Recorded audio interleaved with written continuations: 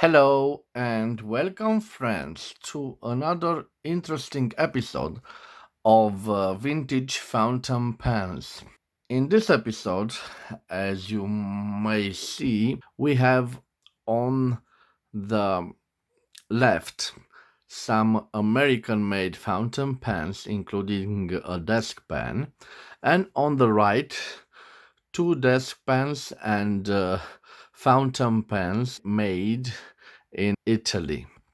They are from different periods. And the purpose of this episode is to compare the American design with the Italian design. And we will see exactly the impact of the American design from the 1920s and 1930s on the Italian fountain pen industry. I want to start first of all with the desk fountain pens, and then we will move at the fountain pens. So first of all, I have here an interesting desk pen made by Schaeffer. It seems that it is a design from the 1920s, but in fact this is a design from the late 1940s and the beginning of the 1950s, which is a coincidence because I have also here an Omas fountain pen from the same period. They are interesting and similar in shape. Let's see their main attractive gold nibs. On the right we have Omas 585 Extra, and on the left we have Schaeffer's 44 made in USA and 14 carats. I like the heart-shaped breathing hole on both of them. They are beautiful, beautiful writers. And maybe at the end of the video I will show you some writing samples. This is a stiff nib, and the Omas nib is a flexible or semi-flexible nib, quite a good performer. And the main difference between those two fountain pens is, maybe you've noticed, the ink window that the Omas model has. In fact, the Omas model is a proper fountain pen because it has a piston here and it could draw ink and hold it.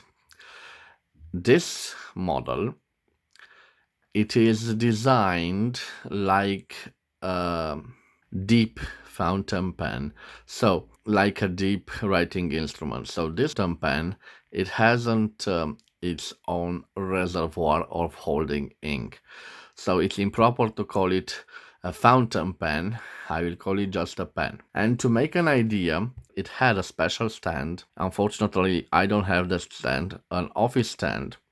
And in that stand, it had also a ink reservoir, quite a generous reservoir. So it simply was deposited in that hole that contained ink. And when you needed to write with it, you simply pull it away. It has a clever feed system that holds quite a large capacity of ink.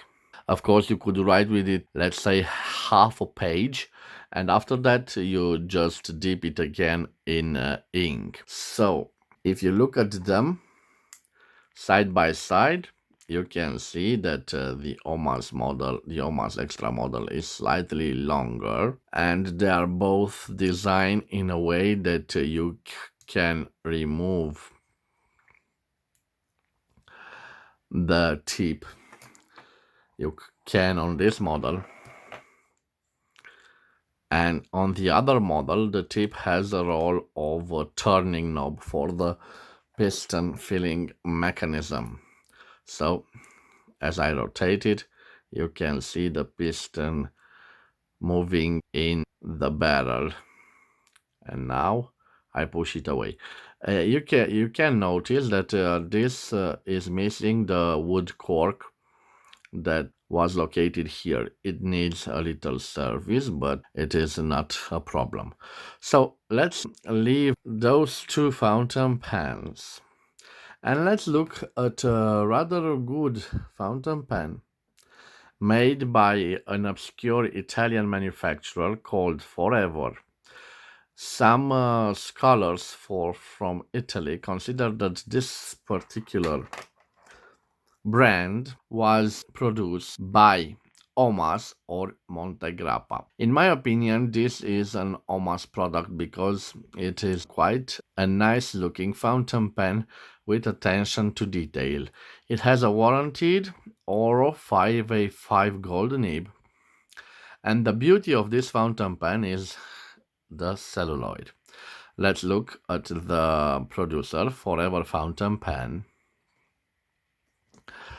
So, as I told you, often some Italian fountain pen producers made some requests to larger Italian fountain pen manufacturers.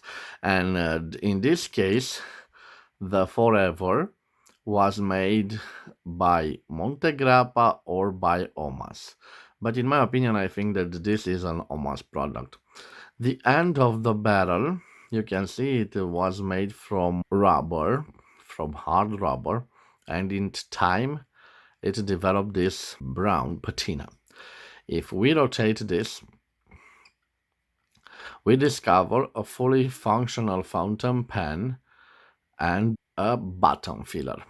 The button fillers were quite popular in the 1920s and they were highly utilized by Parker. And we will see what I mean, because now we will go to the other side of the Atlantic at the Americans and at their innovative products from the 1920s. So I've talked with you about the Parker fountain pen, and I have here an example from the early 1920s. This is a Parker Lucky Curve. It has this flat top at the end of the cap and at the end of the barrel, an interesting design element that we will also see at the Italian fountain pens. But this is a little bit special because it has a ring on the end of the cap. And this ring was quite popular among ladies because they could carry it around the necklace on their neck, or they could simply store it in their purse because this is a quite small fountain pen. And I also have here another example of the Parker fountain pen, and this time it is the so-called Depression model during the great economic crisis of the 1920s. This was quite a popular model. Of course, this is a strange model because we have a piston filler, so I presume this is a Franken pen. But I had to show you the same flat design of the cap. In the meantime, the Schaeffer Fountain Pen Company, which was a competitor of the Parker Fountain Pen Company, developed an interesting filling system which is now known as a lever filler. This is an early example made in hard rubber from the 1920s, the early 1920s. It has also a patented date on the clip. And this is a sub-brand of Schaeffer called Craig. Craig was the son of the founder of the Schaeffer company. And you can see the same flat design. Of course, Schaeffer not only developed the famous lever filler, but was also a pioneer in introducing this beautiful, beautiful material, which is called celluloid. And we have a rather good example from 1928 of a Schaeffer flat top. You can see a white dot here. It is a sign of warranty. It had a lifetime warranty. And you can see the same flat design. Meanwhile, I have a model from, I believe, 1935 from a producer called an Italian producer with an English name, the Scotland Pen Self-Filling. And it had an English name because in the early 30s, the products which bear the English sounding names were considered high quality products and were in high demand. Of course, at the end of the 1930s, because of the fascist regime, the foreign sounding names were, let's say, abolished, and they introduced more Italian or Latin sounding names. This particular example of the Scotland pen resembles quite well at the cap with the Parker model of that time. Although this is a much smaller model, you can see that it has the same, almost the same design. And also, we can see the resemblance with the designs of the Schaeffer flat tops from that period. Of course, we are talking about models from the 1920s, and this Italian model is from the early 30s or the middle of 1930s. So a gap in design of 10 years. This particular model has this dome shape ending, and I presume this is not original because in my opinion the original had also a flat ending. But it certainly fits quite well. This is, and no surprise, a button filler, and quite a beautiful fountain pen in this celluloid material. Let's show you also the beautiful nib, imprinted also with the Scotland 14 karat, and interesting, made in England. So look at the trouble they've made to fool in a way their public into thinking that this is an English quality fountain pen. But instead it was made in Italy.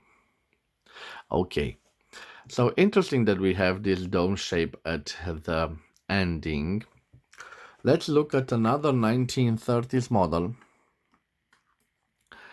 and this time we have a beautiful masterpiece, an Omas Extra, I believe from 1932. This is a cylindrical fountain pen. As you may have noticed, it has a lever filler, and it resembles a quite successful fountain pen in America, and we are talking about the Doric Walt Eversharp Doric model from the 1920s.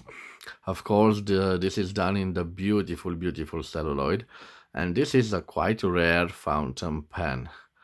Let me show you the beautiful gold nib, the Omas Extra 585. This is quite a beautiful fountain pen. Okay, let's leave this aside and remember what I told you about the dome shape. Well, returning to the Americas, and to be more exact, at the ending of 1928, it comes to the market this model.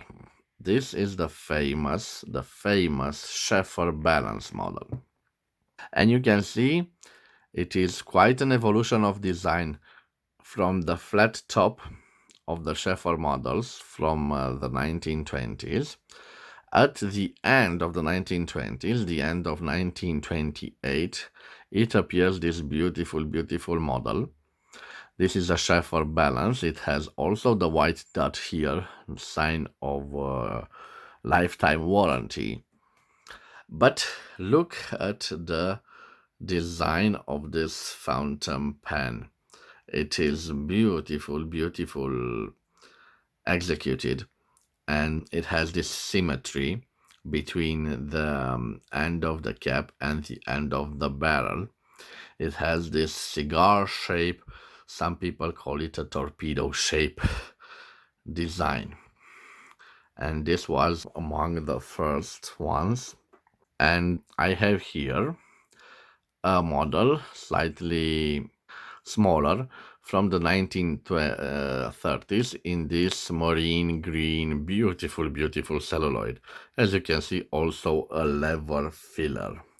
Let's leave this aside and let's return to our fountain pen from the 1930s.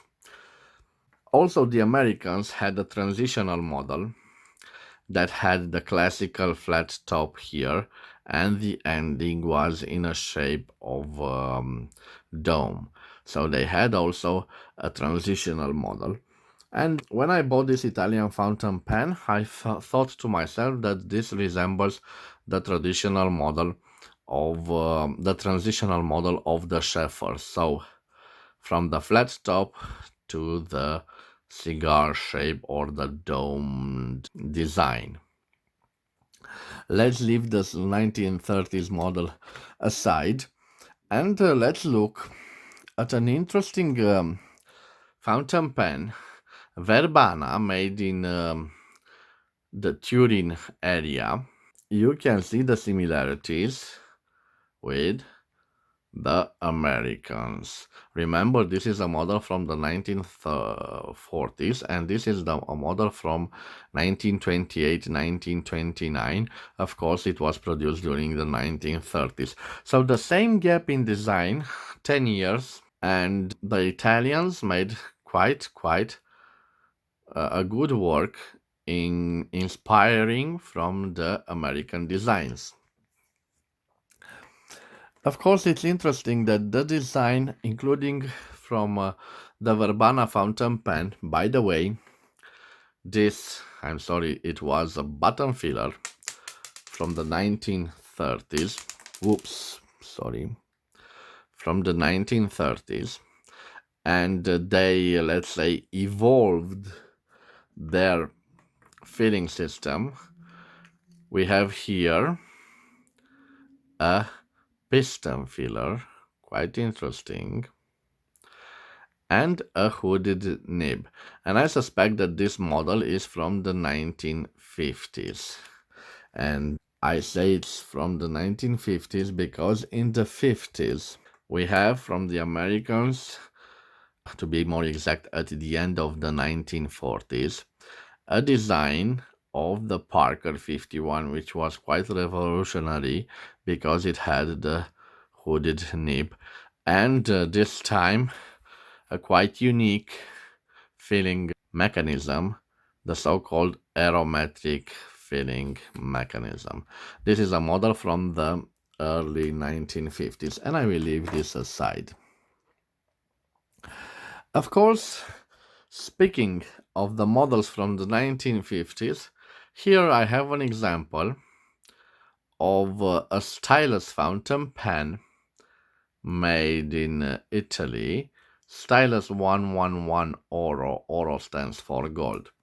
So look at the design of these two fountain pens.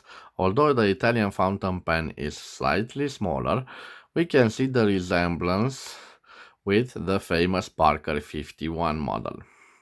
But this time, the Italians made a rather interesting open nib in comparison with the hooded nib of the Parker 51. And of course, you can see these beautiful, beautiful rounded ink windows. I forgot that I filled this fountain pen, and I must be careful with it. And it has a blind cap which reveals that in fact this is a rotating piston filling mechanism. So influences from the American market, but interesting also from the German market. And you must know that most of the products made in Italy, they were exported to the German market, and they had to have some common points, including with the famous design of the Germans. And the particularity of the German design at that period in the 1940s and the 1950s was, of course, the ink window, the transparent ink window, and the famous piston filler mechanism, which was launched at approximately 1929 1930 by the Pelican. And I am talking about the Pelican 100, the famous Pelican 100. It's interesting that the celluloid, the material celluloid, was kept by the Italians well into the 1960s, and we have here three economy models made in celluloid. This is another firm which adopted an English name, a Maryland or American name, and you can see the ending of the barrels. They are quite domed like a torpedo. And interesting, you can see that the top caps resemble the Parker model. The Parker model had a jewel. Unfortunately, my cap from Parker is missing that jewel, but you can see the resemblance between them. And speaking of good design from the Americans, I have here a Waterman Commando, which was produced during the years of the war, World War II. This is the Waterman Commando, a quite nice lever filler with this beautiful, beautiful big open nib. And I wanted to show you another innovation from the Scheffer fountain pen company. And this time we have a fountain pen from 1949 and the 1950s, a precursor of the Scheffer snorkel. This is the Scheffer touchdown. You can see the feed is simple. The snorkel had that famous metallic tube that sucked all the ink. This is an innovative product of the Scheffers, and it has probably a more sophisticated system than the aromatic, quite so popular. So it has this rod, and if you push on it, you can hear the air being released, and it fills the barrel with ink. It has also a small cap, so sorry, it fills the sack with ink. Those were the glory days of the fountain pens in America. I consider that from the 60s and 70s, we have a crisis in the world of fountain pens. Of course, right after the Second World War, a famous Italian fountain pen, which was similar or had some designs borrowed from the Parker 51, but it was quite an innovative fountain pen. This is probably the most popular Italian fountain pens of all time, and if I'm not mistaken, it was sold in a number of 2 million numbers, and it had during its lifetime some variants. This is a variant with the cartridge filler, which had some nice traits like a double the use of a double cartridge system. So there were practically two cartridge systems, and they were held together by a metallic piece. And this system was made for students, and it had also like a chain with a ball. And the role of the chain with the ball is to let students know when the ink cartridge was near empty and it needed to be replaced. This is the famous Aurora 88. And now we are reaching the 1970s. This is a beautiful Aurora fountain pen. You can see the trend of fountain pens from that period. Quite slim fountain pens to be compared with the ballpoint pens, and quite shiny. This is a well executed gold plating because it resisted all these times. And of course, the trend is to do a simple fountain pen with a quite small plastic ink cartridge. This was the trend. Some people in the fountain pen community, they believe that from this period the fountain pens lost their souls. They don't consider a cartridge filler a proper fountain pen. But this was the trend, this was the evolution of the fountain pens, not only in America, but also in Italy. So, this was my little comparison of design elements. And maybe you have noticed the trend.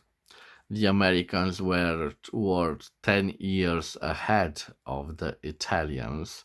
But the Italians, I must say, they produced quite beautiful, beautiful fountain pens. And we have this example of an Omas Extra from 1932. So they were quite capable of delivering interesting designs, although they were heavily influenced by the American industry.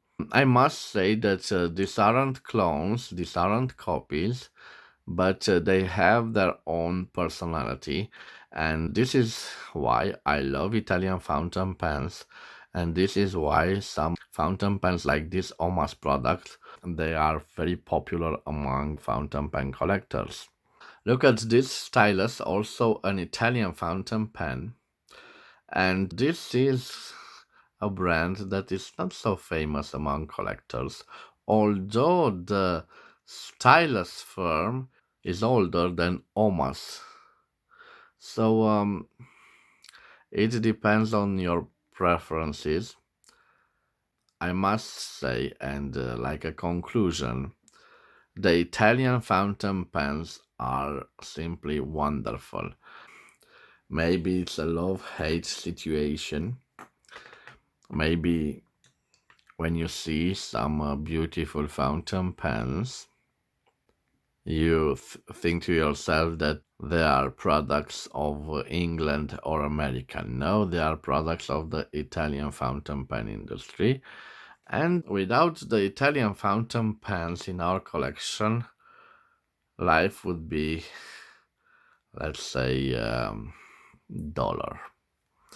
This was my episode of comparing some design elements of the Americas in the 1920s and 1930s, and of the Italian fountain pens from the 30s, 40s, 50s, and even more modern from the 1970s. My conclusion is that both the American fountain pens and the Italian fountain pens have nice products, and I think that they would be a nice addition to every collection of fountain pens. Thank you for your time. As always, I wish you to have a nice day. If you liked this episode, this unusual episode, please subscribe to my channel. Leave in the comments other ideas if you want to see other comparisons between fountain pens found in my collection. Please write in the comments and I will try to produce qualitative content for you guys. Again, thank you for your time and bye bye.